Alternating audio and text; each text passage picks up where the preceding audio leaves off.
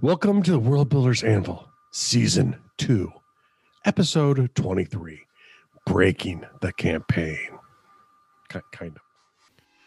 Don't know where to start building your fantasy world? Do you need more? Does it make sense? Forget any worries and become a crafter of imagination. This is the place where we will prime your mind. Now, it's time to heat up the forge. Break out the mithril ingots and hammer.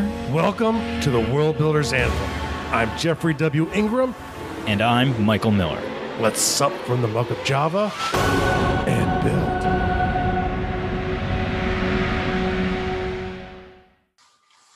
Welcome back. With my sledgehammer in hand, my name is Smoochie Pants. And representing law and order, I am Michael Miller. Excellent. Yeah, so here today we're going to talk about the most important part, I think, of a story. Because typically, especially in like large epic stories or whatever, or in larger sort of novel length kind of stories or bigger, the way the story really happens is you get a bunch of background at the beginning and story pulling characters, maybe introducing you to characters and the way life is, which is kind of what we've been talking about.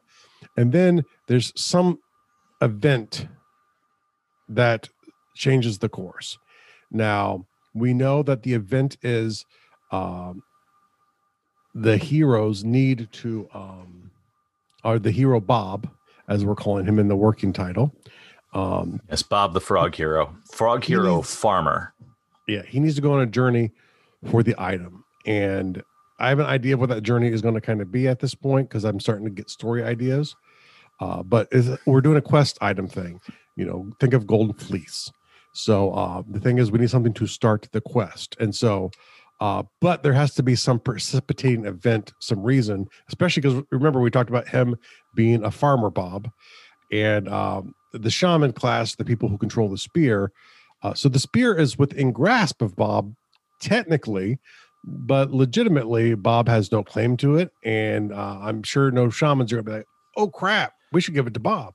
So question for you, because I don't know if you were thinking about this, is I was originally looking at this as Bob is questing for the knowledge to appropriately use the spear. Could he additionally or alternatively be questing for the shamans to see him worthy to wield it? Like, is there something that's going to change? Great question that we want to answer. Okay.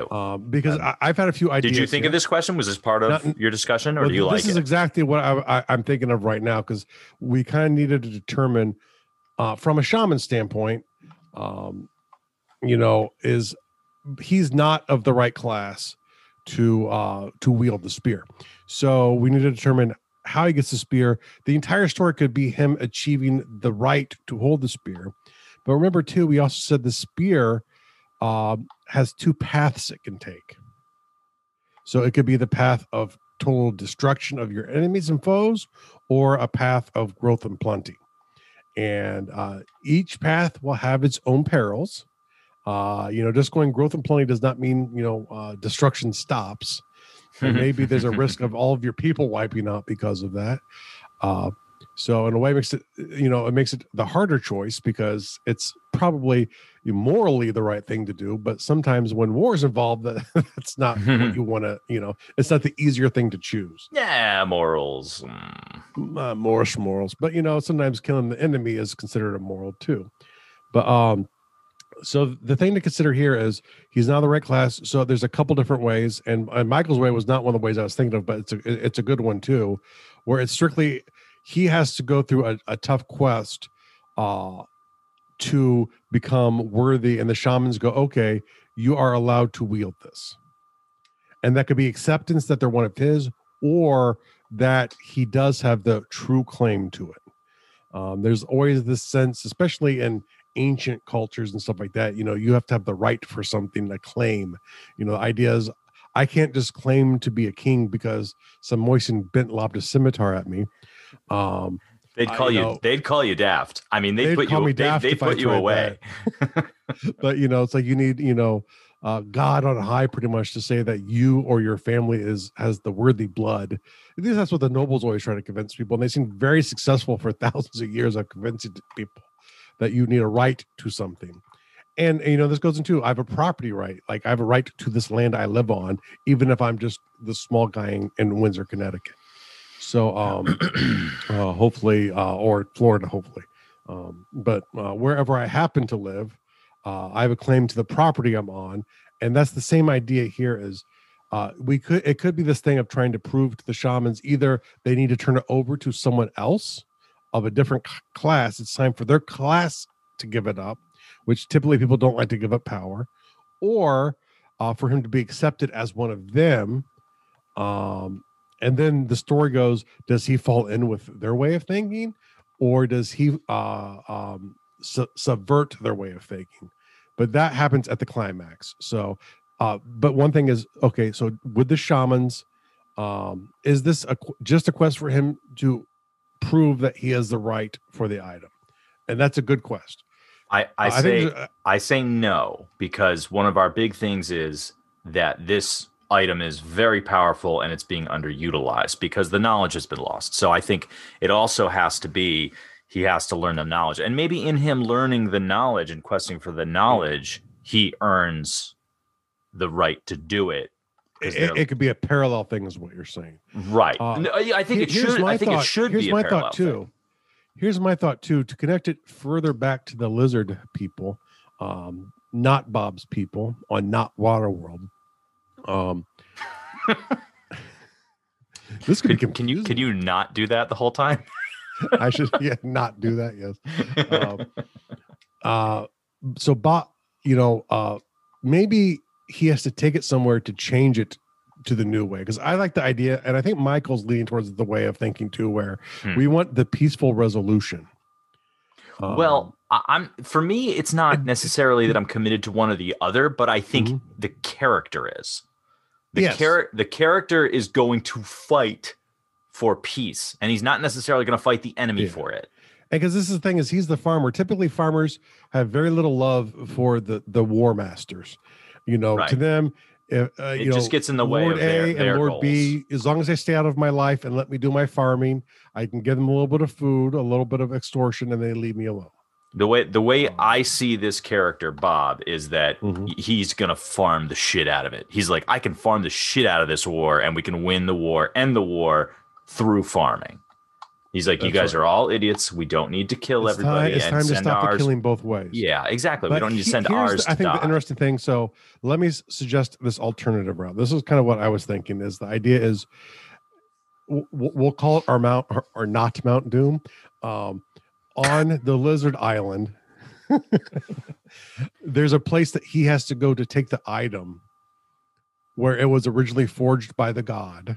Okay.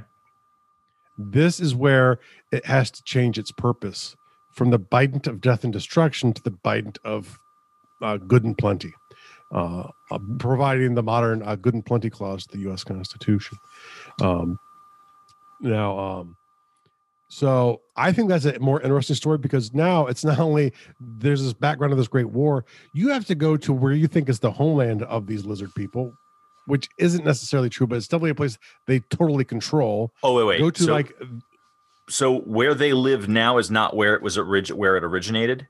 No, it was originated, because remember, this was from ages gone past. And this is also the reason why I like this. You making this geographical switch gives us a couple of things. One, it gives us a reason that the knowledge has been lost. And two, it gives us a way to have the legend of this weapon be within the knowledge of the lizard people.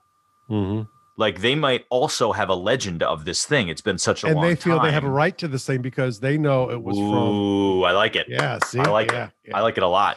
So I think it strengthens up the reason of fighting to go just beyond the desperation, which is a good one, but the leaders could benefit. Whoever's going to receive this item on their side has an alternative thing. I don't think it's the army leader. I think it's like the political leader, of the lizard people wants this item because he knows it will maximize his power. Right. And again, I still am going to stick hard to my guns on that was not the original motivation for them to go after the frogs. I think that they get to the frogs, they are exposed to the weapon, and then they're like, whoa, it's real? Oh, well, we have to get that now. Yeah. Yes. Most definitely. I like it. And the idea was there was actually something from before the first contact, the real first contact, or probably not even, right? Mhm. I think this is Jeff's, and this is unimportant, but this is the way world builders think. Mhm. There was actually a contact before what either side considers the original contact, from the Neolithic age, before words were written down. The frogs were on the other island, driven off by the lizard people when they took it over, thousands and thousands of years ago. You could go even further back and say that they evolved from the same primordial species, and say that they are splinter factions. One became amphibian and one became land. Exactly. So maybe it's salamander versus lizard. Maybe their frogs become more salamanders. What do you mean? Like we're gonna change the race of the frogs and make them more salamandery? Nah, I still love the frog. You still like the frog? Okay, we'll still go. Especially sticks with the poison skin thing, and I'm a big fan of the frog thing. Salamanders have a lot of characteristics with frogs. So. Oh, I know. But you like the frog thing. I really do. We'll stick with the frog thing. That's good enough reason. I don't care. Let's go that way. Okay. So essentially, I like the idea that they either both came from this spot or it's really unimportant because this is prehistory, right? Remember, the first time they had a war is Age of Legend for both of these people. So that's like the age of mystery. That's like the Greek myths to these people that we know today, right? So we think of Hercules and all those people living together. Those were the same stories that they told. When they started writing them down, when the Greeks recaptured the ability to write. So those stories, are what they think is the ancient history, but there's actually a more ancient history. And I think there's a precedence in this in fantasy anyway, where, every time you think you know the truth of it, it's not really the truth. So I like that as an idea. I like that as they're really more tied together than we realize. And I like the idea of the relative thing too. Like in a way, we're cousins. You got to tell them, man, they're making us eat people. Maybe that's the realization the general who's attacking them comes to, because remember, there's kind of two important things that kind of come together at the climax. The climax, I think, needs to be the frog Bob at the Not Mountain Doom, making the change and really officially making the change to the item, getting the rework done, getting some new body work done to the item. So it becomes, it switches its purpose, and then he has to get back and stop the war, blah, blah, blah, blah, blah, and that's the resolution of your story. But the general has to come to the realization that what they're doing is wrong. Because what makes it really work is that, the guy you think is the villain, it's always disappointing when they are, 50, 100 years ago, Sauron was always the bad guy, right? But now you like to have the red herring of the general being the bad guy, but having him come to the conclusion that what they're doing needs to change too. And it's really him and Bob coming together, to stop the war because the war is wrong, So I kind of I don't know if I see a general of these people coming to that. Like I think don't. The problem being don't see them being people. He can't just say stop. I think it's an internal battle he's having. He probably can't stop prosecuting the war because his soldiers will turn on him and his political leaders will turn on him. It won't solve anything for him to stop it. That's the thing that makes it interesting. So it's I agree. I just don't think I don't think it goes with what we've been creating. It doesn't. All right. Allow me to be very specific. It certainly doesn't go with what I've been creating in my mind as far as how these people operate. But if you need that as a tool, I can. Well, I think it's an interesting story thing too. Just because you're this person, it's like, because you always have these stories of like the evil barbarians doing the raids and stuff like that, and you always look for the idea that the evil barbarians are just evil barbarians. But the interesting thing is, what if the barbarian leading the charge doesn't really believe in the fight anymore, but has to still prosecute the war? I think it makes for an interesting story. So whether or not that part really materializes, but I think it's interesting fodder for story. So we're going to go with that. Okay. Why don't we give? Sometimes it changes as the So stories. Remember, these campaigns are collaborative storytelling, and sometimes, even more so than an author, you lose control of your stories because other people make choices. So General Pete the Peaceful. General Pete, Peaceful Pete. Peaceful Pete. So we're going to say the climax is going to be changing final choice to change Biden to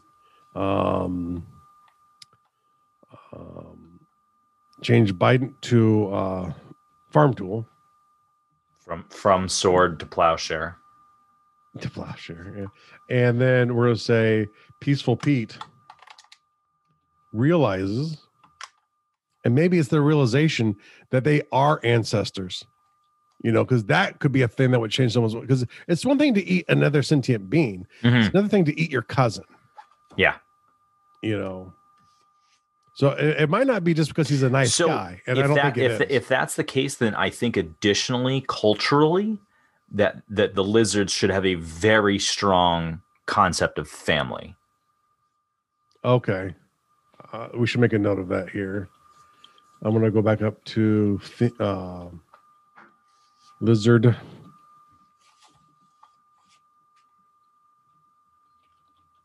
Sense of family, and that could be extended as in like a clan, or it has to be, because if they're going to be like, okay, well, this completely different race is actually us.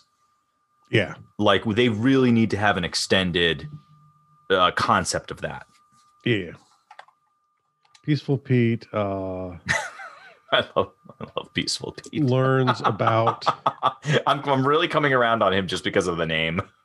Family connection to frogs.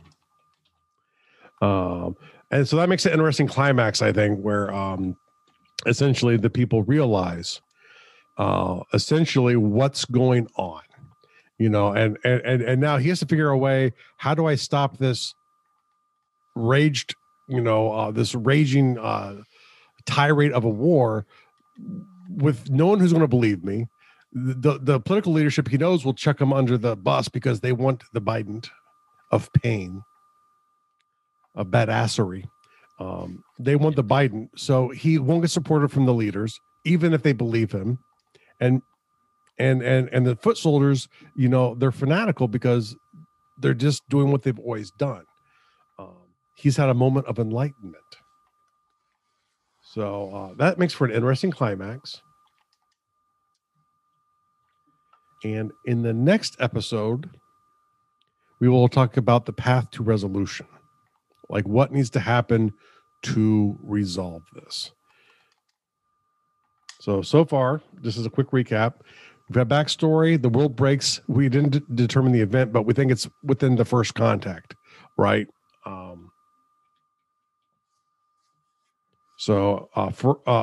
And first contact meaning this time the lizards come back. The lizards, it's kind of like the Vikings showing up at the monastery in England.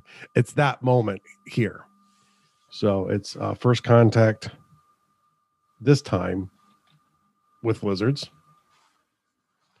And then we know the frog goes on a quest to is he going to take the item and go to this place and do it, or is he going to go to this place to get something to come back to the item? I feel like he he's going to gather something to come back. I'm going to say he doesn't have access to the item, and I've got multiple reasons why. If he had access to the item could be used to help him on his quest, and I think it should be a relatively unaided quest until he, gains access. A rite of passage in a way. Exactly. Whereas. And also the shamans are holding it, and they wouldn't let him have it. They have no desire to turn their power So there needs to be something that either he's going to proves get the to them and they grant him it, or he needs to take it from them and show what he can do with it. And then they'd be like, oh my gosh, holy, he is the one, so to speak.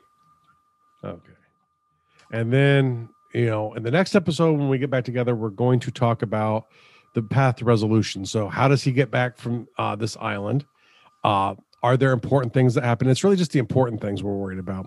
Is there anything major going to happen to him on the way back? Obviously there is. Yep. because these are stories, right? Because you have the climax, but it's not the end of the story. And this is more like a 3-act structure. So it's like we're in the middle of the story right now. And so you have the resolution out, and him and Pete might not even come together during this. It could end up being comedy for one and tragedy for another. We don't know yet. But we'll choose that next time. And it'll be 24. Episode 24. I was just gonna say that. I was just gonna say episode 24 of our 20 of 20 season 2 episodes. All right. And so for the World Builder's task, World keep Builder's working on your task. story outline. Yeah, keep working. I just have working outline. Do you have a better one? Yeah. No, that works for me. I was actually going to try to generate something, but that works. And then I do have a real world task here. Go for it. My mom is very sick. Probably in her last days. There was a episode back where I interviewed her. Go listen to that if you want to. As of recording this, she's still alive and probably will still be alive when people first hear this. But she's in the end stages in hospice at this point. But when you have people that you don't live by, even if it's just a couple towns away, make them a part of your life, even if they can't physically be there. My son will grow up with his grandmother, even though he's 3, because of the stories I share with him. So remember the people who are around you, and if possible, get audio of people who are around you or video.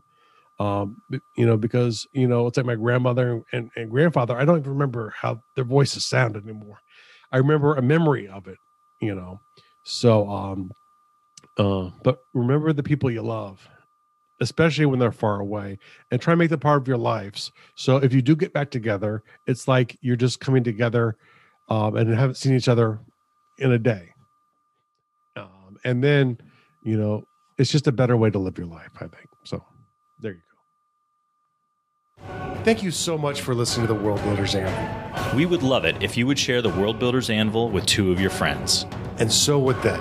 If they are unfamiliar with podcasts, then you get to introduce them to the wonderful world of podcasting. Take them to Stitcher or iTunes, or best of all, just send them to our website, www.gardul.com. That's GARDUL.com. Now strike while the mithril's hot.